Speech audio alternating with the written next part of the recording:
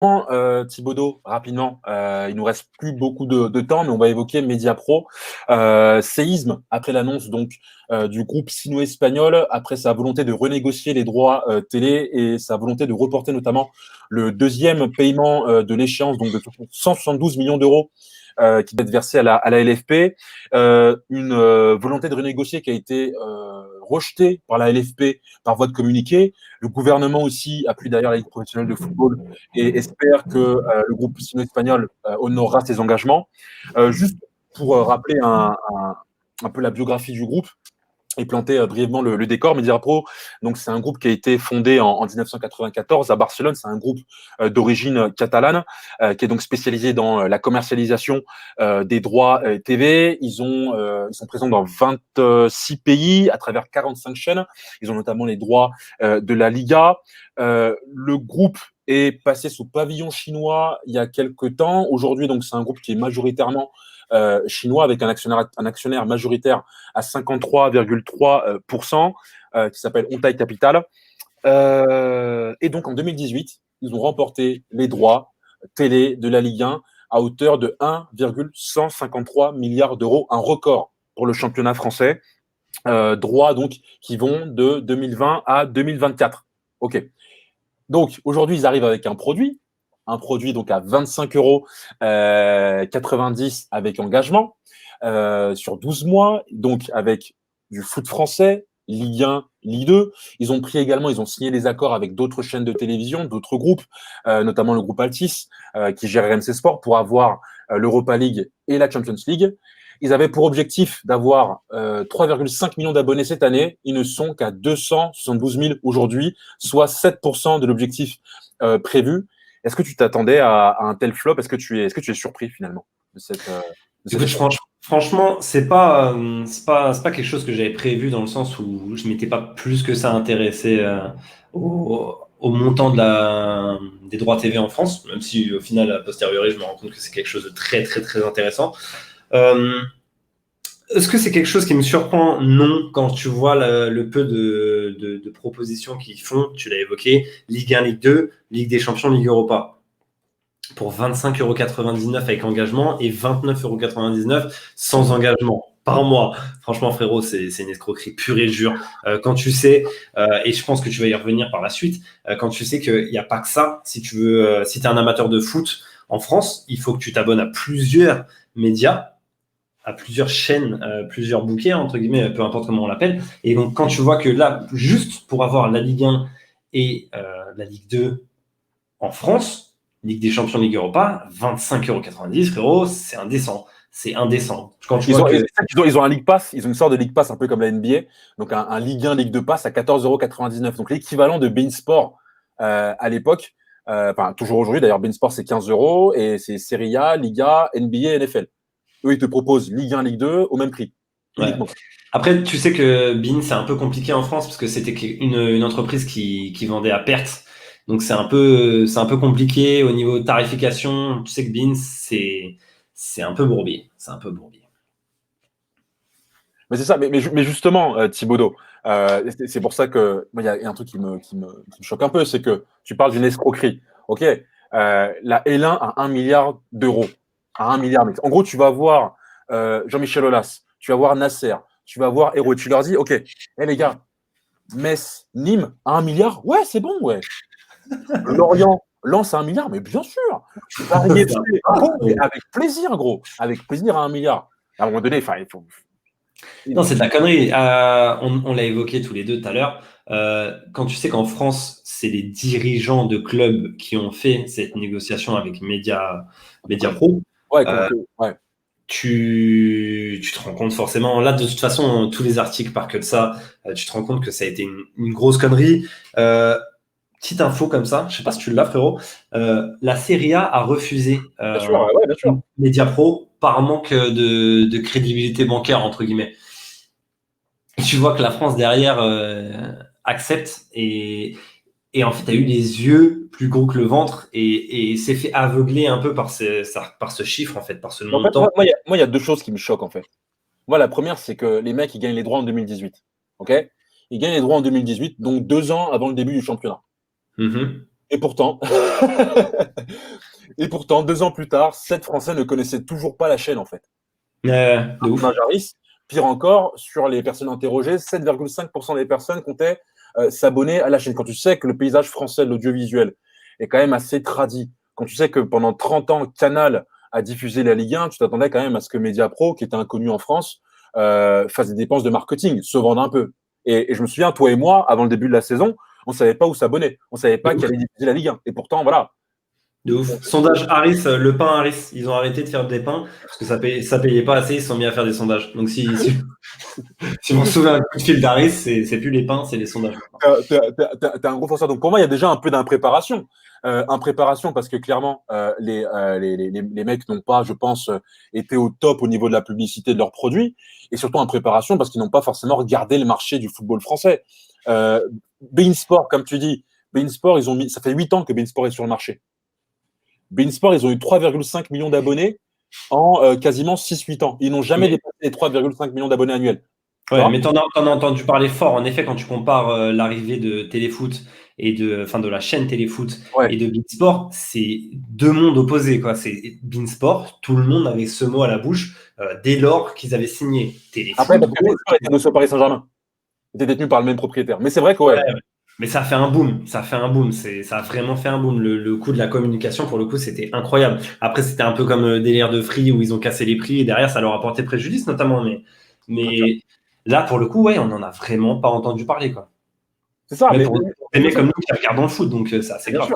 Mais il y a ça. Il y a donc déjà la publicité et puis aussi le fait que le football français ne vaut pas 1 milliard d'euros, mec. Nice-Nîmes, ça vaut pas 1 milliard d'euros. Pariez Trépo, allez vous faire foutre, en fait.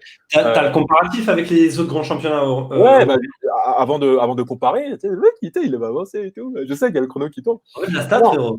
C'est ça, on va envoyer de la stat, poteau. Mais tu sais, quand tu regardes déjà l'évolution des droits télé, ils ont augmenté de 60%, forcément, avec cette augmentation qui a de 2020 à 2024 qui a explosé tous les compteurs. Mais tu sais que Canal, sur l'appel d'offres 2020-2024, souhaitait baisser les droits télé. Souhaitait baisser la somme qu'ils avaient mis auparavant. Donc ça montre bien que le football français, non seulement il n'est pas rentable, mais il n'était pas forcément payé à sa juste valeur, en fait. Tu vois. Donc voilà, là, il y a le Lion qui nous écrit depuis tout à l'heure, poteau. Il dit qu'il pète les plombs, il essaie de se connecter, mais il pète les plombs. C'est ça, qui pète la connexion, parce que là, le Lion, c'est pas possible. Donc voilà, et il y a aussi finalement, comme tu dis, les présidents de club tout à l'heure. En fait, ce qui était intéressant, c'était de comparer, tu compares la Ligue 1 et la Première Ligue. La Première Ligue, c'est une société. Donc le statut, c'est une société qui est là pour défendre les intérêts des 20 clubs de Première Ligue. Donc ça ne comprend pas la deuxième division anglaise. Quand la LFP, elle est là pour défendre les intérêts à titre collectif des clubs professionnels de France, donc Ligue 1 et Ligue 2. Donc tu as d'un côté des financiers qui sont là pour défendre le beefsteak des clubs, quand de l'autre côté, ce sont donc la LFP, une association, des présidents de clubs qui sont là pour défendre les intérêts des clubs. Mais qui sont pas prenants. Qui sont prenants, ouais. Déjà, c'est un peu dérangeant. Bah ouais, qu'est-ce que t'en penses? Bah oui, parce que tu sais que les mecs vont pas forcément être objectifs. Et quand tu dis que c'est les présidents de club, tu dis que des mecs comme Angers, c'est tout bénef pour eux. Parce que déjà, je sais plus exactement comment c'est réparti, tu as 50% qui sont équivalents pour tous les clubs, c'est ça? C'est ça, en fait. En gros, les droits télé, pour nos viewers qui ne comprendraient pas, en fait, les droits télé donc, sont versés par le diffuseur à la ligue professionnelle, et ensuite, la ligue professionnelle est chargée de les redistribuer au club. Il y a une partie qui est redistribuée de manière égalitaire, équitable, entre chaque club, avec une part fixe, et une autre qui est redistribuée selon le niveau, le classement des clubs. Donc forcément, sur cette partie-là, Paris est mieux loti qu'un Angers, qu'un Strasbourg ou Reims. Voilà. Vas-y Thibaudot, je te laisse. Et quand bien même, ça arrange en fait Angers quand tu vois que si c'était signé à 500 millions et là c'est signé à 1 milliard, Angers va toucher plus d'oseille, tu vois. Alors que c'est pas forcément un club qui est moteur de cette signature à 1 milliard, tu vois. Donc mais bien sûr. C'est arrangeant. Et je pense que tout le monde, le PSG est vraiment le perdant pour moi dans cette histoire, mais je pense que tous les clubs de Ligue 1 se sont fait aveugler par le chiffre. On n'a pas du gain. Mais parce que les mecs, je pense qu'ils se sont dit, poteau, généralement, la Ligue 1, c'est un peu ce mec qui va aller à un club, qui veut rentrer dans une boîte de nuit, qui se fait toujours recaler, tu vois. Parce qu'il dit, non, t'as pas assez de thunes, tu vois. Et là, il s'est dit, Ah bah là, je vais pouvoir rentrer dans la boîte des milliardaires. C'est ma soirée, frérot. Mais non, hein. Non, non, non, t'as beau mettre un costard qu'on t'a dit qu'on t'avait vendu à 1 milliard, mais en fait, non, c'est un costard de pacotille. Les autres grands championnats européens, parce qu'on dit qu'il y a 5 grands championnats européens, les 4 autres, on est bien d'accord, c'est plus d'1 milliard à chaque fois. Bah, regarde, plutôt. On est bon. On est bon. On est bon. La première ligue, c'est à 3,4 milliards. La Bundesliga, c'est pareil, c'est au-delà du milliard. Pareil pour la Serie A, pareil pour la Liga. Mais encore une fois, ce sont des championnats où tu as des stars. Je ne dis pas qu'en Ligue 1, il n'y a pas des stars, mais finalement, il n'y a que Neymar et Mbappé. Ouais, après, c'est des stars montantes. Il n'y a pas de grosses équipes que tu as envie. C'est ça. Le Barça, c'est une marque. Le Real, c'en est une, frérot. En Serie A, tu as au moins 5 à 6 clubs qui pèsent dans le game. Pareil, en Première Ligue, on est certainement sur du top 8, top 9, ce que tu n'as pas en Ligue 1 en termes de compétition. Tu vois. Ouais, au-delà de ça, je pense que c'est un peu plus, comment dire, c'est un peu plus dans les gènes de ces pays. En Première Ligue, tu sais que les Anglais, c'est des accros de football. Bundesliga, Ouais. pareil. Et c'est pas étonnant de les voir, entre guillemets, à ces montants-là. Quand tu sais que le Cologne, quand ils étaient en Ligue 2, c'était 50 000 supporters à l'année. Les clubs de Ligue 1 ne font pas ça. Donc, quand Cologne, un club de deuxième division allemande, était là-bas, c'était 50 000 supporters à l'année. Donc, non, c'est. Après pour un peu contredire ce que tu viens de dire là, rapidement. Merci. Bah ouais, il faut surtout dire la vérité en fait aux viewers qui nous regardent là. Je sais pas s'il y en a sur le live, on va checker rapidement. Je crois que le lion essaie de se connecter. Est-ce qu'il compte comme un viewer pour cette émission? Je sais pas, mais il essaie de se connecter non, donc non, toujours pas. Donc oui, pour revenir rapidement sur ce que tu viens de dire, il faut savoir que le Classico Paris-Marseille a été plus regardé sur le plan local qu'un Classico Real-Barça. Il y a plus de téléspectateurs en France qui regardent Paris-Marseille qu'il y en a en Espagne regardant Real-Barça. La différence, elle se fait pas là. Elle se fait sur la diffusion à l'international et donc la promotion du football de ces pays à l'international. Et c'est là où les Anglais et les Espagnols nous battent. Le Classico Real-Barça, c'est 450 millions de téléspectateurs. Tout le monde le regarde ce match. Paris-Marseille, à part à Paris, Marseille et Alger, il n'y a personne qui le regarde, mon frérot. Non, c'est sûr. Non, c'est sûr qu'un classico, toute la terre entière veut voir ce match quasiment. Enfin, tous les amateurs de football veulent voir ce match. C'est ça, Poto. Et puis aussi le fait que. Après, tu vois, les présidents de club, Poto, je peux comprendre. T'es jamais rentré dans la boîte des milliardaires. T'as jamais pu t'asseoir et tout, commander une table et tout, commander un petit champi. Et du jour au lendemain, t'as un mec qui arrive, un bon samaritain, qui dit t'inquiète pas, je t'ai donné tes 1 milliard.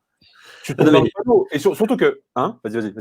C'est dérangeant dans le sens où quand tu vois qu'ils n'ont pas eu la Serie A, ils ont voulu se rabattre sur la Ligue 1 et en mode la Ligue 1 a dit vas-y, ouais, milliard. Et les mecs ont dit oui. Il n'y avait même pas de. Comment dire, de prise de recul, d'analyse. De barrière financière, en fait. Quand tu sais que la Serie A les a rejetés pour ça, la France n'a même pas demandé à ce qu'il y en ait. Et aurait pu s'assurer des garanties pour 3 millions annuels auprès des banques en Angleterre, si je ne sais pas de conneries. Bref, auprès de banques pour 3 millions annuels, ils auraient pu s'assurer une garantie. Ils ne l'ont pas fait parce qu'ils ont estimé que c'était trop cher. Tu vois. Donc, c'est-à-dire que si le Mediapro ne payait pas, pour 3 millions, la LFP aurait payé 3 millions annuels, ils étaient garantis au niveau des fonds. Là c'est pas le cas. Ils n'ont même pas pris ces assurances à 3 millions. Donc, ils se retrouvent dans la merde aujourd'hui. En plus de ça, frérot, il y a aussi un problème structurel, en fait. Clairement.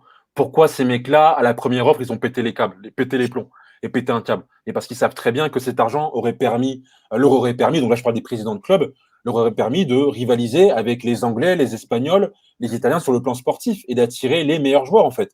Parce que c'est ça. Les droits de télé, ils servent à quoi? Ils servent à renflouer les dettes, à payer les dettes, pardon, à renflouer les caisses, mais aussi à aller chercher des joueurs de qualité.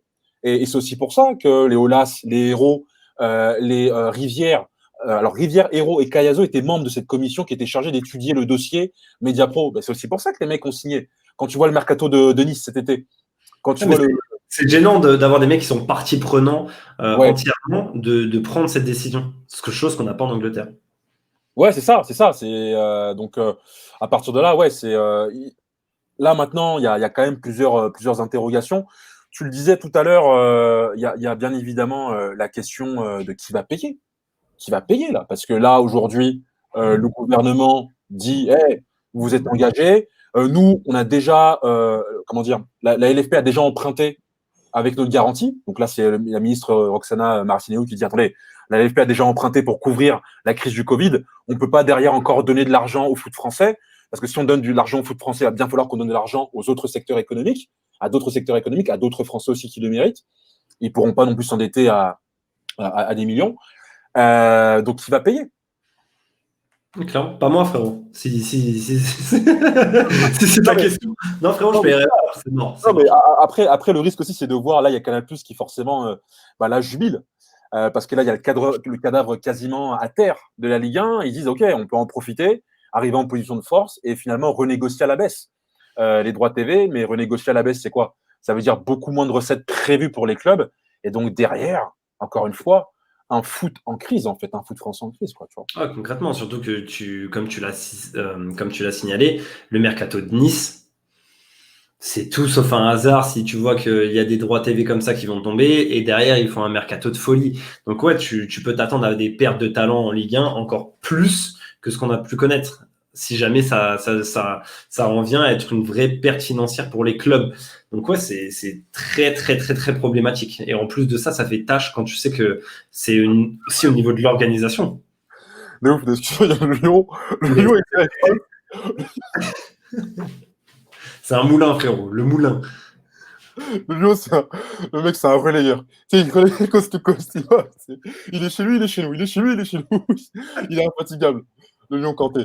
Mais ouais, poto, c'est ça. Et puis il y a aussi la question du foot amateur, parce que tu sais que sur ces droits télé qui étaient versés au club, tu avais une taxe buffet, donc une taxe qui venait justement prendre un peu de droits télé, les reverser derrière au sport amateur et notamment le foot amateur qui en a grandement besoin. Cette année, on prévoyait un versement de 60 millions d'euros au sport amateur avec ces droits télé. Si demain ils sont renégociés à la baisse, c'est moins que rien, mais ça reste renégocié à la baisse. Donc c'est vraiment tout un écosystème qui va devoir être repensé.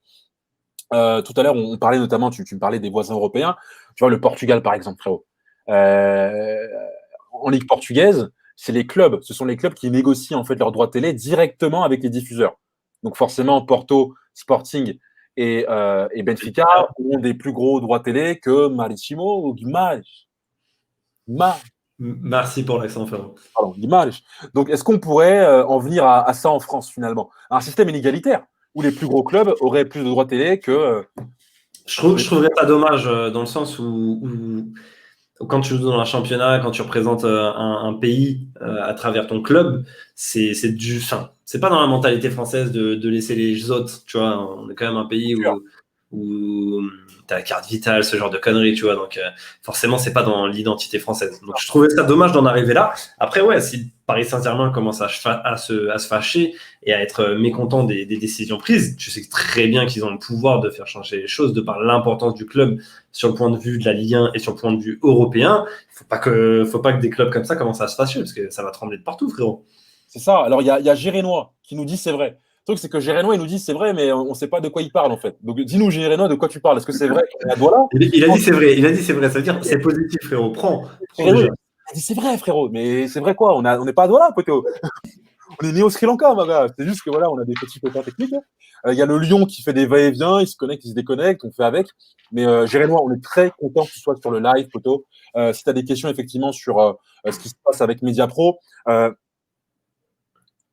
alors attends, il répond. Le Renoir, je sais pas de qui il parle.